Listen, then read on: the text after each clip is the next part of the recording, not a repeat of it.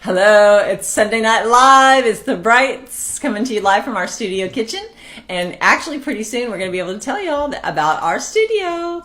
That's right. It's coming. And who wants to watch the Oscars anyway? Yeah. So welcome to our kitchen. Our studio. It's way better than the Oscars. That's right. And the Oscar goes to... Hey, Barbara.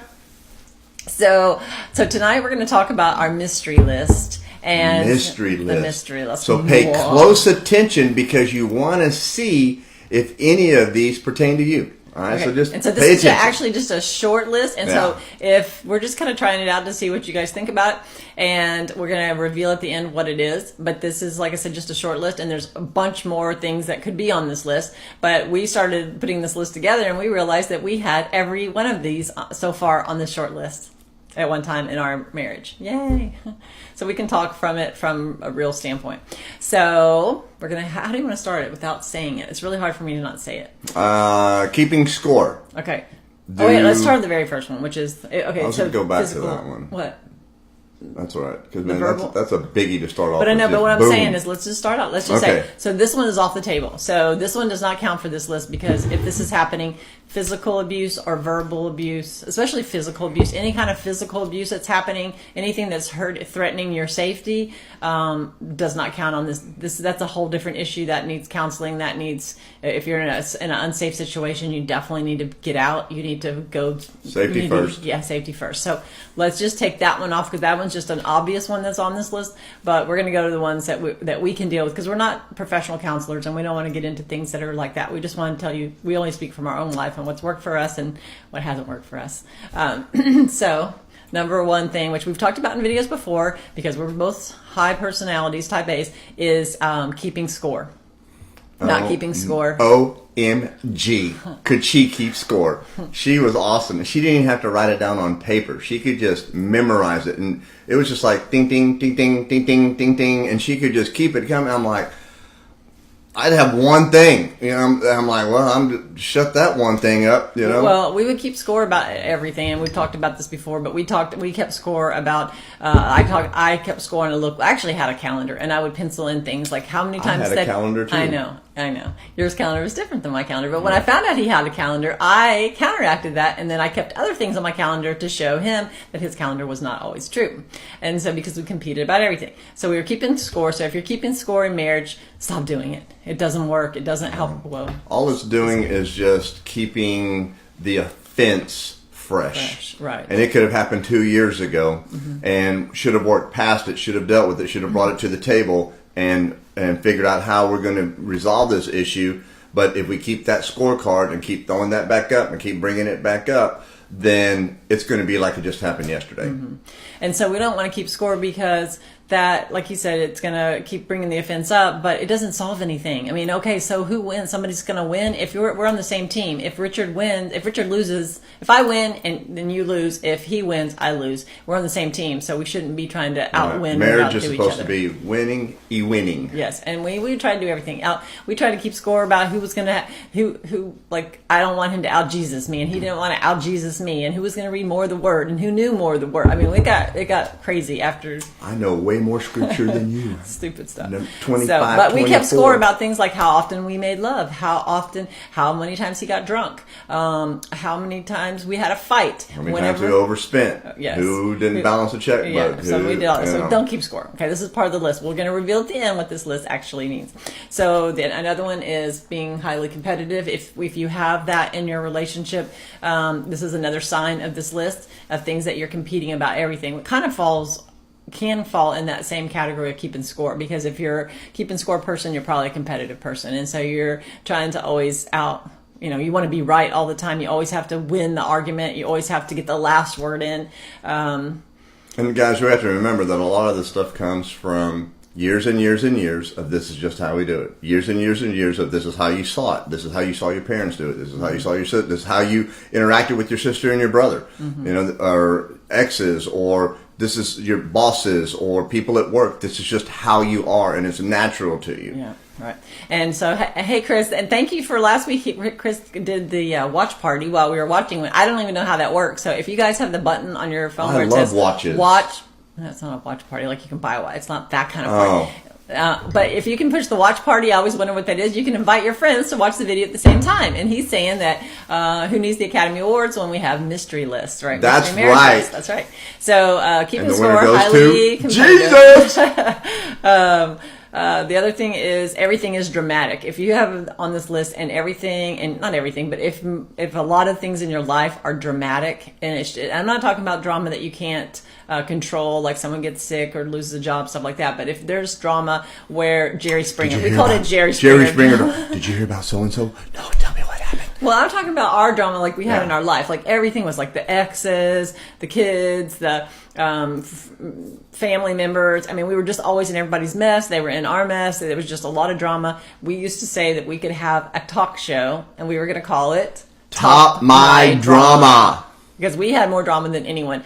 But what we realize now, looking back, is that there was a lot of drama we couldn't control, but there was a lot of drama that happened that we perpetuated. We added. We caused it. We put gasoline on it. We caused it to keep going when we could have ended it. Whether it was drama with each other, we just I don't know. We just lived in this dramatic. Everything was freaking dramatic. And even if it was something between us, even if it was a little thing, everything was drama. So if you have, if everything is dramatic, or you're living in a lot of drama that you're not. The drama that you could actually control, Jerry Springer type drama, that's on this list, okay? Which we can't tell. Richard won't let me tell what this list is yet. The other one is threatening to divorce or leave, if you're doing that a lot. Always throwing the D word around, saying, I'm out of here. This is how we lived for many, many years, where I was always constantly telling him I was out. We were both doing that. And now that we look back at it and we've talked about it, what it was is we were trying to get each other's attention, and we were going about it all wrong. We thought, but if you talk about it enough and you talk about it enough, then you're speaking these things out, and we know that what you speak out comes to life, becomes true.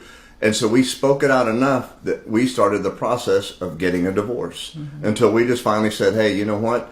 There are no doors. We had some teachers that we were in a class with, and they said one day we sat down and said there are no doors and windows in this marriage, that no matter what we're going through, we will work through it.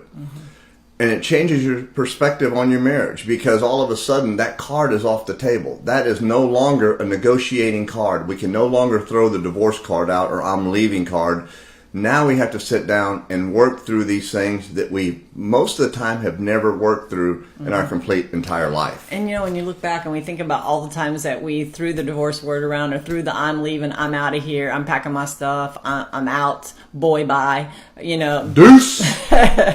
When we would do that, is because we were frustrated and we didn't know how to deal with our problems. And so we just wanted to escape our problems. And I mean, I ran away from home when I was young. I was just one of those people that when things didn't go my way, I'm out. I'd been married twice before, I'm out. What? and so Richard might not even, sometimes he wouldn't say he was leaving, but if I said I was leaving, he didn't try to stop me. He would say, bye. Bye, Felicia. Yeah, bye. Go.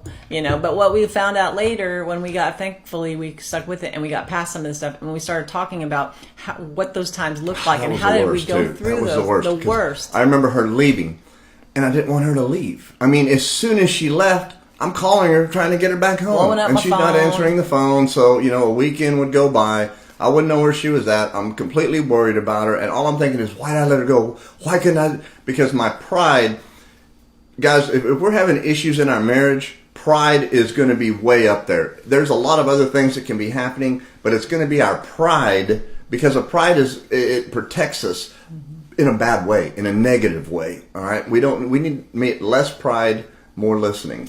And if we had followed peace, I mean, knowing now, if we had just let peace be our umpire, if we had followed peace in most situations, we would have, it would have taken care of so many issues that we had. But instead, it was just drama and threatening divorce, being angry all the time, everything up in the air. But had we just mellowed out a little bit and followed peace in every situation, we could have. It could have changed a whole lot of things.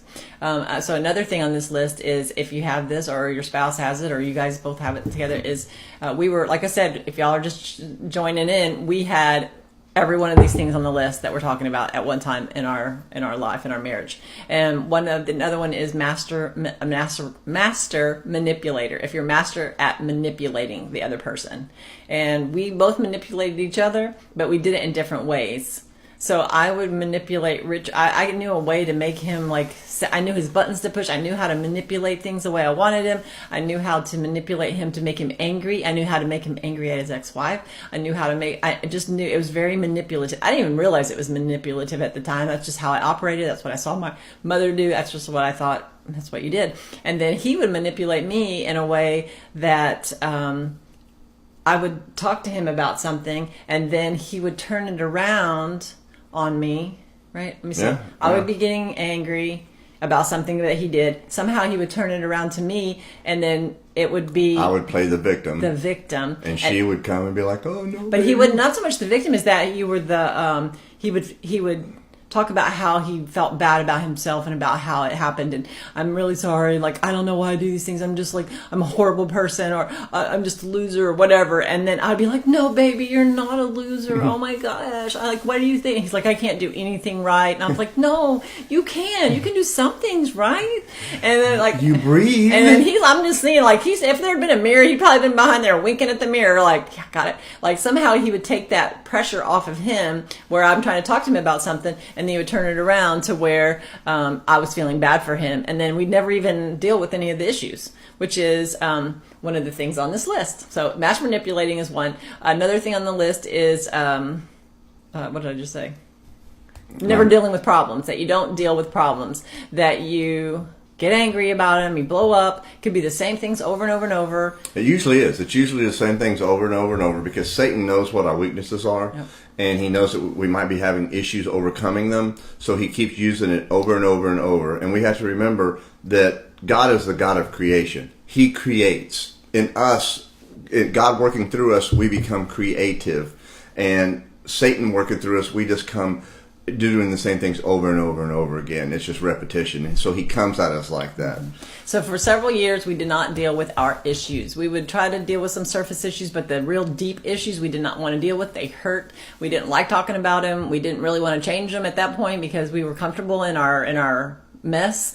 And so we didn't deal with problems. So we would do this crazy thing where we'd get upset. Maybe somebody caught the other person doing something or whatever. We'd fight about it. We'd say we were sorry. At first it would blow up. Then we'd make up. And then we'd say, we're sorry, make up. And then we'd say, I promise we're not going to do it again. Or we'd go along. We think, oh, everything's finally better between us, until the next time that it happened. Because we never dealt with the core issues of the things that were wrong. We just put Band-Aids on them, or we swept them under the rug. And like they always say, things that you try to bury have a very high resurrection in marriage a very high percentage of resurrecting in marriage. If you try to bury something, it's going to come back up. And I think a lot of times that the reason that we don't want to talk about it is because we remember the last time we talked about it, huge fight. That's so good. And wait a minute, the time before that, it was a fight again, and a fight again. And every time we talked about it, there's been a fight. So we don't talk about it because we don't want to fight. And especially men. Men are, even though, we're made to box and fight like that, when it comes to our wife,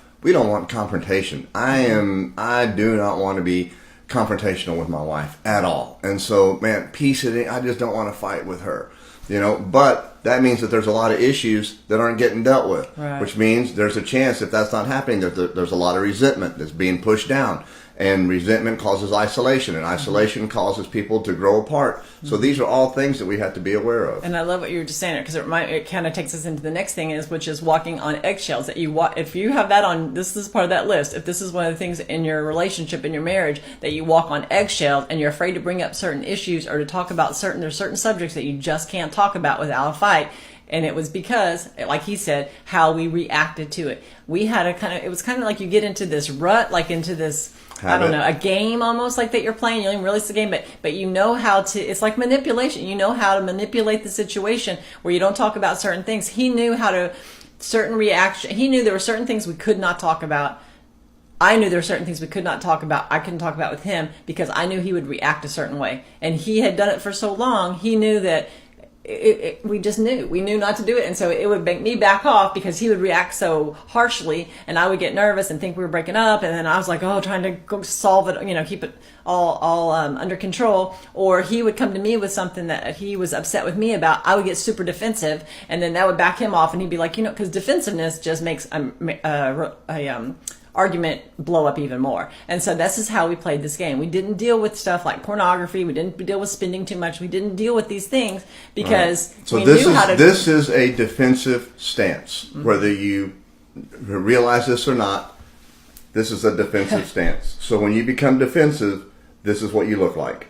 All right. Yeah. So if somebody does this to me, well, you know what's coming, right? Protect yourself. Arm yourself. Get ready for the fight, and that's what we do. And even if you're not physically doing this, you know what we're talking about. When you're in a relationship and you're talking about a certain thing and you can just feel that. You don't have to physically see their arms go up, but you know it's on. Like we just had this thing that we knew there were certain things we had to walk on eggshells. And I watched my parents do it where my mom and dad didn't talk about certain things. And then she had to walk on eggshells. And she would tell us, the daughters, there was 5 daughters, to be careful about certain things. Don't talk to your father about that. It will upset him. Or as soon as he walks in the door, don't talk to him about that. And so we knew certain reactions of what not to do. I learned that behavior from my mother. So then I passed it on to us. And here we are walking on eggshells, not dealing with stuff. What Beth said, my niece is on. Hey, Beth. She said, listening in the car. I don't know what that means. Listening in the car. Listening in the car, like not you're talking and the other person's got the radio on or whatever. Oh. No, they're listening to us in the car. So that's awesome. Oh, they're listening in the car. See, I'm very literal. I'm thinking that's an issue. So they're listening in the car. Thank you, Beth. Hey, Brent. Okay, so walking on eggshells, we talked about that. So another thing on this list, if you have, is never fixing the problems, which is kind of what we just talked. So you never actually get to a solution and actually fix the problem. And Sherry was very good at fixing the problem, and most women are, if you tell them. I mean, we're talking, guys, whenever we're doing our videos and talking, we're doing the 80-20 rule. So right. 80% of the time, women are really good about fixing the problem because they don't want to make that same mistake again. And men, we're a little bit more lackadaisical about it. It just takes longer. It takes a little bit longer There's sometimes. Some personality. And but I remember Sherry just being so frustrated with me because we were going through the same problems over and over and over. Well, stop drinking. Stop drinking so much. Stop doing drugs. It's just so easy stop watching pornography. And it's like that's like telling a heroin addict to stop doing heroin. There's a reason that they're doing heroin. Until you get to the root of it. Just for a disclaimer, we've never done heroin. It's the one thing we have not done. I was afraid of needles. I probably would have done heroin, but like I was afraid of needles. I hate freaking needles. But yeah, we never did heroin. Just thank you, clear. Needles. Okay. So everything's Jesus. And do y'all know I pierced my own ears this week? I just have to say this. It's like so off topic, but see these little tiny things right here? I'm just so proud of myself. I need to tell someone. She pushed them through. I pierced my own ears with earrings and ice. I mean, I didn't have... You could do your own surgery. I'm going to do my own tattoo. Look, I have a tattoo, and I want to get another one, so I could probably do... If I was an artist, I could probably tattoo myself. I just wanted to know how what a bad... I can't say that word like I used to say. I'm a bad... But now I can just... I'm bad to the bone, you know? But I pushed it through with ice and a... You're stone cold, baby. Stone cold. No anesthesia. Okay. No nothing. So I just want y'all to know. No ice. No just... Bow. Just had to share that with somebody. Okay, so nerve fix problem, anger issues. So on this list, if there are a lot of anger issues or anger issues in in your relationship, in your marriage, or overly jealous about things that the other person just constantly... When I was married the second time, it was I could not even go to... Back then they had Blockbuster. I couldn't go to Blockbuster and get a movie without... Where are you going? Who are you going? Like, are you meeting somebody there? Why do you have makeup on? Or, you're just overly jealous about everything, or angry about everything, right? Yeah. And so I'm very thankful that I have a husband now who is not like that at all. Does not get jealous. You've never really been a jealous person. I appreciate that. And you know what's funny about that? And this is totally off topic, but I can't be jealous because self-assuredness is one of my strengths. One of his strengths. But the good thing about when you have a spouse that's not overly jealous and overly angry about everything, you tend to want to be better. Like, you don't want to go do things that get yourself in trouble. I don't want to go off and be with somebody else. I don't want to do those things. Before, I felt like I almost forced I almost wanted to go do them because I was getting blamed for them anyway. He's given me such... He's just given me such freedom to be who I am, and he's comfortable in his own skin. And he wants me to be everything that God's called me to be. And so it makes me flourish. And when you try to hold somebody tight like a fish, the more harder you try to hold them, the more that's going to, you're going to lose it. And so the more harder you try to hold on to your spouse, you're going to lose it. Yes, I have. I've actually fished, and I've actually put the little bait on there and everything. Just checking. You both look great. Oh, thanks, Susie. Oh my gosh, hair perfect. Girl, this is Thank all you. I was day wondering going if my on. hair was Oh, she's talking This to is you. all day going on right here. Okay, this has been a long day. All right, so what else? That we don't take. So another thing on this list, if you have it, we're going to reveal this list soon. And what this means is you don't take person doesn't take responsibility. 8:15 already. I know. Doesn't take That's my cue that we got to get off soon. Doesn't take responsibility for their actions. That the other person is. Took me a while for that to happen. Yeah. Oh, yeah. So, ladies, if you're struggling, or men struggling with a wife or a husband that's taking forever to accept their responsibilities in the role as a married partner, just know that, man, keep praying, keep working through these issues. Make it a safe place to talk about the issues that need to be addressed. To be able to talk as adults, and that helps, because as soon as that started to happen, then I was able to own up to my responsibility. And not just you. I mean, I was very defensive. When he would come to me and talk to me about certain things, there were just certain things you don't talk to me about. This is how I am. This is the way it is. And I would not take responsibility for the things. And so if a person gets defensive, usually it's because they don't want to take responsibility for that, whatever that action is. Another one is embarrassed. What were we talking about earlier? You embarrass them in public, which is like a huge no-no for me. Yeah. Like when I met Richard, he had been married before, and they would have fights in public. Like it was no big deal to like throw downs in public. Yeah. Oh, yeah. Right? Oh, yeah. And to me, I don't even if we are having a fight, I didn't want anyone else to know, because my biggest thing was, do not embarrass me. Like, we will take this home, but you do not do this in front of other people. And so when he would do that, it was traumatizing to me, and I just felt like he didn't have my back. So if you're, this is one of the things on the list, if you're getting embarrassed in public a lot, or you feel like you're getting thrown under the bus, or they don't have your back, that's another symptom of this list. Okay, so open up about your feelings. No, that's else. That's. Are we going to do that? Or are we going to tell? We need to tell now what the list is. What the list is? Yes. Okay. If you saw yourself in any of those, or you identify with any of those, and you're like, hey, 5 of those, symptoms, or 1 of those are all me, or a few of those are me, then congratulations. Well, there's no congratulations, but this is saying these are symptoms of a toxic relationship. Mm-hmm. And the reason I wanted to wait until the end to divulge that information was I didn't want everybody to get caught up on everything, and I wanted you to be able to hear and absorb this, so that you can look at it and say, hey, you know what? We have some issues that we need to talk about. And, you might be in a good place, and y'all are just, you know how to navigate this toxic relationship. This toxic relationship. Make it simple, right? Yeah. Why am I using words I don't even know? Toxicity. I was trying to say it too, so I couldn't think of it either. Anyways, so we look at it and we say, hey, we need to work on some of these things, because what it's going to do, whenever we're able to talk about any issues in our relationship, what it does is it brings us closer together. Mm-hmm. Even at the time, if it seems like people are being angry and it's not working, it truly is. Because what we're doing is we're able to get our feelings out and our emotions out, so that our spouse can hear what we're struggling with, what we're hearing, when a certain person acts a certain way, how it's making us feel. And so that's good. So we want to talk about that. So let's talk about. So we talked about. No, we have to, because that's the whole point.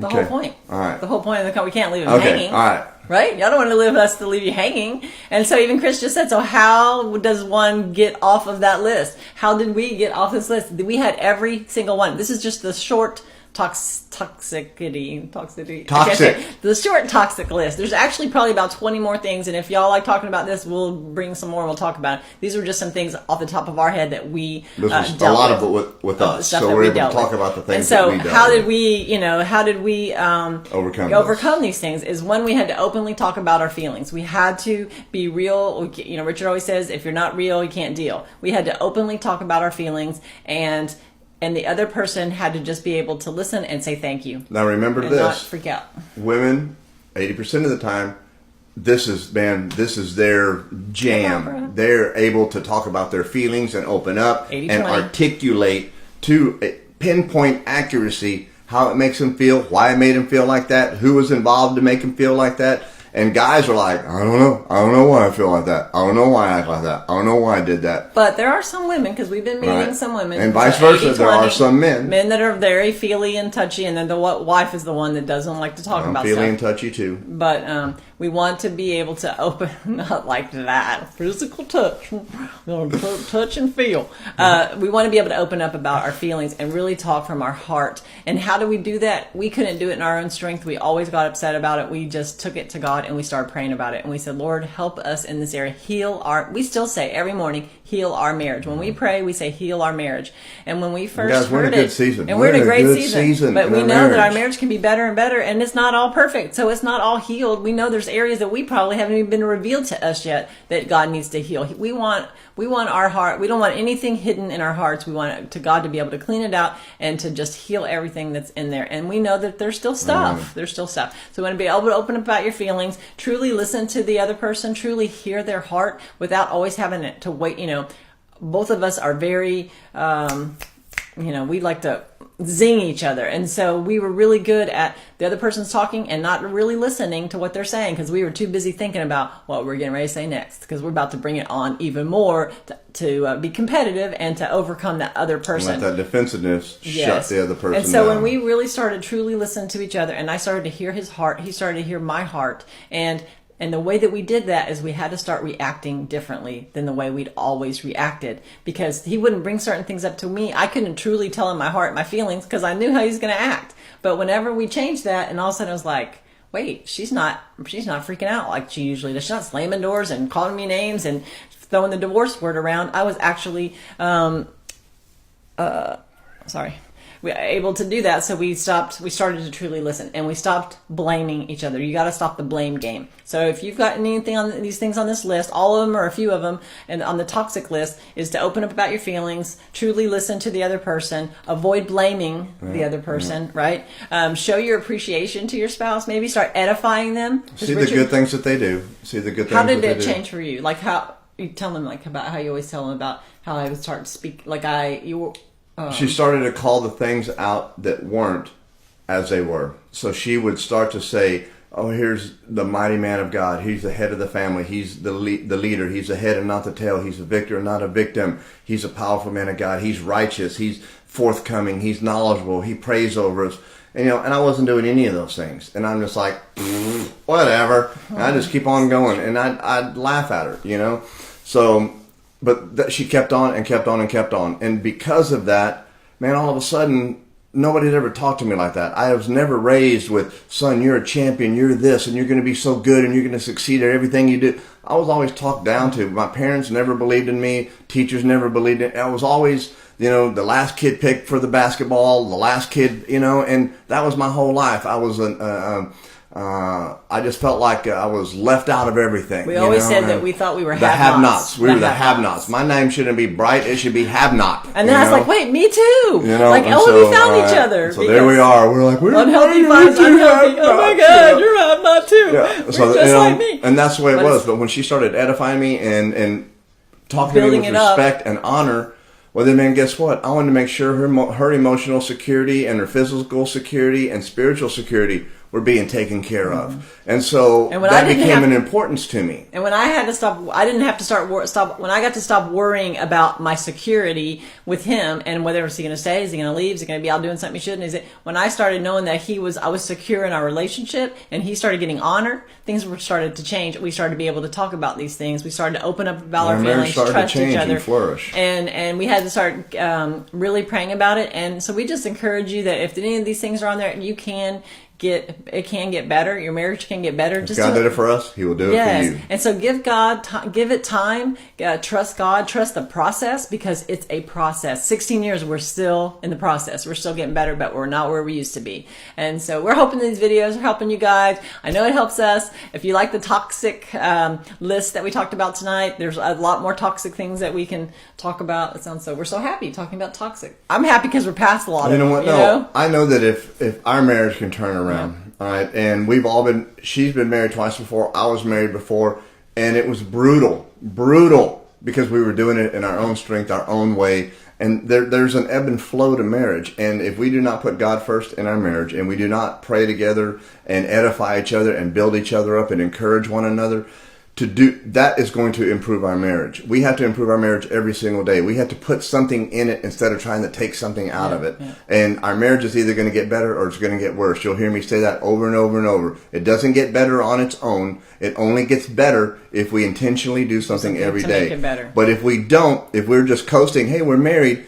it's going to get worse every single day. Yeah. And that's because that's a natural tendency. It's just naturally going to get worse. So if y'all are just tuning in, please go back and watch the video and listen and talk about it with your spouse. Hey, William and Gloria. Thank you.